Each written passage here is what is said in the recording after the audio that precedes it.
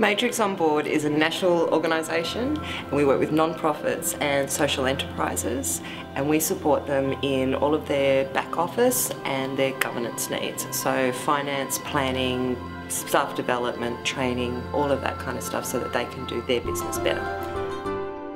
Before I was a volunteer, I did a little bit here and I did a little bit there, but when I was a volunteer management advisor, it brought all of those different skills together. And then I was lucky enough to find a job where that's exactly what was needed. And so here I am in Australia doing what I love. I'd been building my professional persona, I suppose, over 15 years and building my skills, and you just get to that point where you just think you need to keep adding on new things and you forget about the core purposes and the core competencies and the actual reasons why this position exists or this job exists or this profession exists. When you go on a volunteer gig, usually you're there mentoring people or building capacity in some way, and so you've got to go right back to that, and it really just consolidates it all, and you realise what's really important and what's just frills and whistles and bells.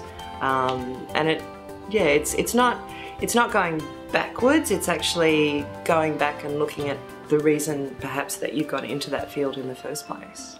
At the interview, when I talked about my experiences as a volunteer and how I thought that would make me a better management consultant or a better business consultant, those are the reasons that I got the job in the first place.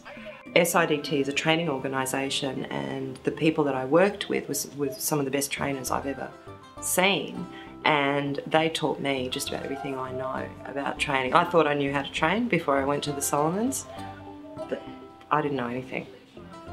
And going out to those villages with people from the Solomon Islands Development Trust and watching what they did, and then I've just incorporated a lot of the stuff that I saw them do. It had nothing to do with me being a volunteer there to help them.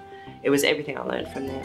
So I wouldn't be a tenth of the trainer or the facilitator that I am now if I hadn't learned from them. You will achieve things, and when you come back, oh my God, you can tell stories for the next 20 years, you know.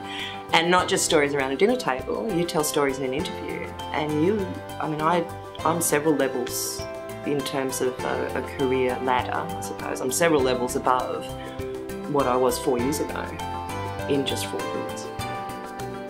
My time as a volunteer really made me realise what I needed to be happy as a professional, and I went looking for that, and I was really lucky and I found it.